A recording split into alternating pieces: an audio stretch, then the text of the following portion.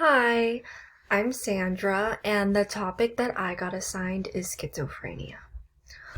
Alrighty, so I made a table of contents page just to kind of talk about the information that I'll be going over. I'll first start off by giving an overview of what schizophrenia is, so that includes kind of talking about the definitions along with the behaviors associated with schizophrenia.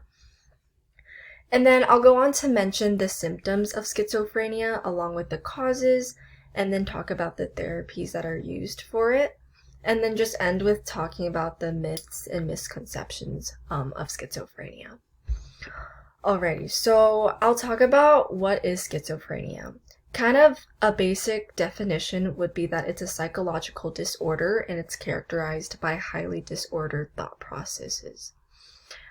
These disordered thoughts, they're referred to as psychotic, and the condition in which a person's thoughts and emotions are divorced from reality would be called psychosis. Some behaviors associated with schizophrenia would be that those who are schizophrenic, they may see things that are not there, or hear voices inside their head that also aren't there. They may even say odd things or show inappropriate emotions at times, and move their bodies in peculiar ways. Overall, though, those that are schizophrenic, they often feel like withdrawn and isolated from society, and honestly, the world of the schizophrenic can be really chaotic and frightening due to just all of the noises or voices that they hear that aren't there. Next thing I want to talk about is the symptoms of schizophrenia. So there's 3 types of symptoms. It's the positive, the negative, and the cognitive.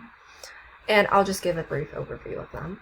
So positive symptoms, they're marked by an excess of normal functions or distortions. Negative symptoms, they reflect the loss or decrease of normal functions.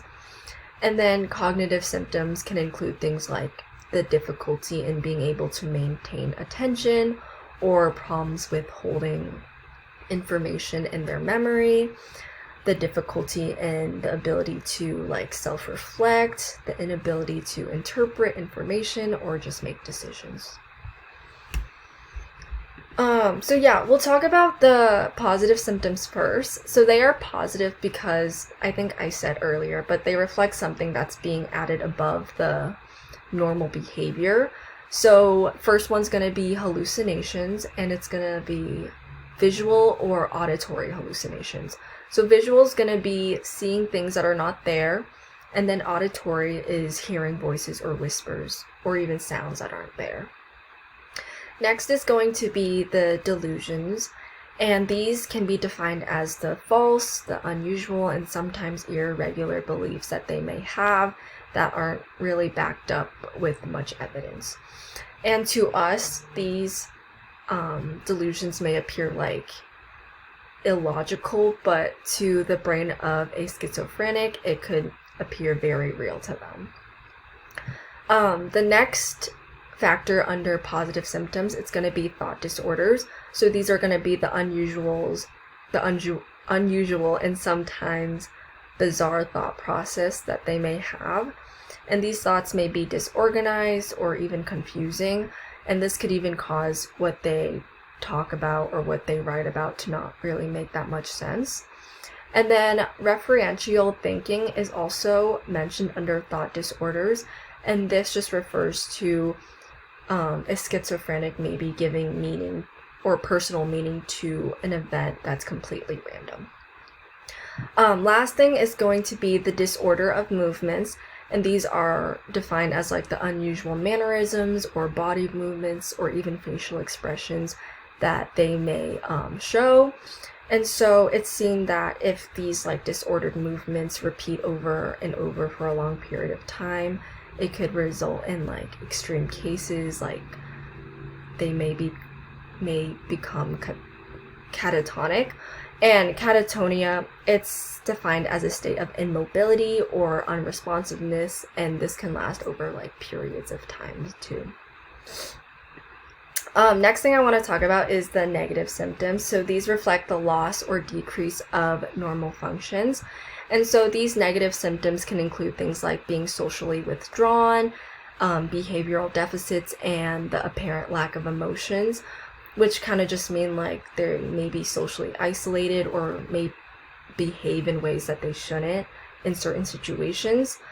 But yeah, one negative symptom, it's called flat affect, and this can be defined as them displaying little to no emotions, and things that they may lack would be the ability to read others' emotions or the ability to experience like positive emotions in their daily life, which is kind of sad.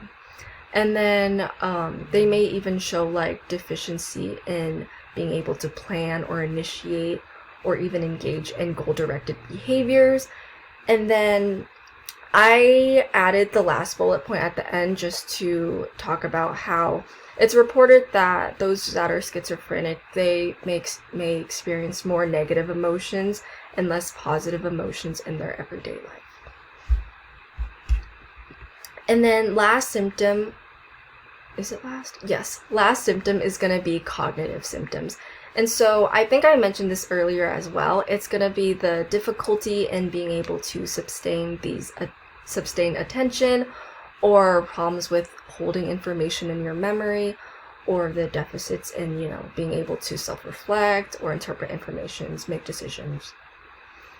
And it's seen that the cognitive symptoms, they're often detected through neuropsychological tests, and researchers now recognize that to understand the schizophrenic like cognitive symptoms, they need to be measured by like paying attention to cultural context that might affect these experiences. Yeah. Next I want to talk about is the causes of schizophrenia, and there's going to be 3 of them. It's the biological, psychological, and sociocultural factors. First one, it's going to be the biological factors, and so we'll just talk about heredity, and this just means that it's partially due to genetic factors that you may be schizophrenic. And so that just means that if genetic similarity to a person with schizophrenia increases, so does a person's risk of developing schizophrenia. Next thing I want to talk about is the structural brain abnormalities. And this, so it's just seen that MRI scans have shown enlarged ventricles in the brain of someone that has schizophrenia. And that an enlargement of the ventricles could also indicate deterioration of the brain's tissues. And then the last factor under biological, it's going to be problems in the neurotransmitter regulations. And so it's just seen that dopamine plays a role in schizophrenia, whether it's the amount that's produced, the amount that's uptaken.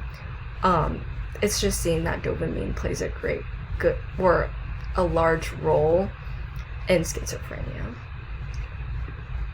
Next is going to be psychological factors, and so theorists do recognize that stress may contribute to the development of this disorder, but the experience or stress experiences, they're viewed through what we call like vulnerability stress hypothesis. And so individuals with schizophrenia may have biological risk factors that interact with experience to produce this disorder. And then the last one, it's going to be sociocultural factors and for causes. And it's seen that the sociocultural factors, it's not considered a cause of schizophrenia, but they do appear to affect the course of the disorder or how it progresses early or later on in life. And so it's seen that individuals with schizophrenia in a developing or non-industrialized nations, they tend to have better outcomes or results than those that live in a developed or industrialized nation. And then next thing I want to talk about is just the type of therapies that's used for schizophrenia.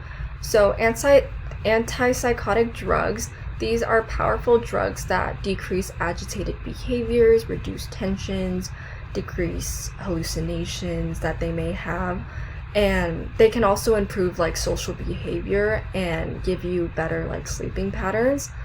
And so those who have schizophrenia, these types of drugs really help them. One of the main drugs that's prescribed, it's going to be neuroleptics, and these are the most extensively used class of antipsychotic drugs. And when taking a sufficient dose of them, these neuroleptics reduce schizophrenia symptoms. And although these neuroleptics do not cure schizophrenia, they can treat its symptoms, but just not its causes. And so if an individual somehow does stop taking the drug, so like the neuroleptics, the symptoms could easily return back. And then lastly, I want to talk about the myths and misconceptions of schizophrenia. And so the first one, it's going to be schizophrenia means that you have a split personality. So that's what some people may believe. And this is wrong, because schizophrenia, it's a thought disorder. So it's when it's when reality and fantasy is being confused with or mixed up with. While a split personality is specifically a disorder that's characterized by the presence of two or more distinct personality states. And then the second myth is that, like people with schizophrenia can't like ever hold down a job or like live a normal life. And again, like this isn't like correct, because some individuals, like when stable, they are able to function quite well. And it's been seen that when they are compliant with their medications and they're engaged in like treatment, they can often like function well as well. Yeah. And it's seen that with longer treatment, they can also live like fairly normal lives with only experiencing minor symptoms. And my last page is just my resources. I used a lot of my information from the book. The book provides in great detail like all of the information I provided, along with giving like a few examples of how they may feel or think. And then I also found a website that's been like edited by credible sources on just like the different misconceptions that were associated with schizophrenia.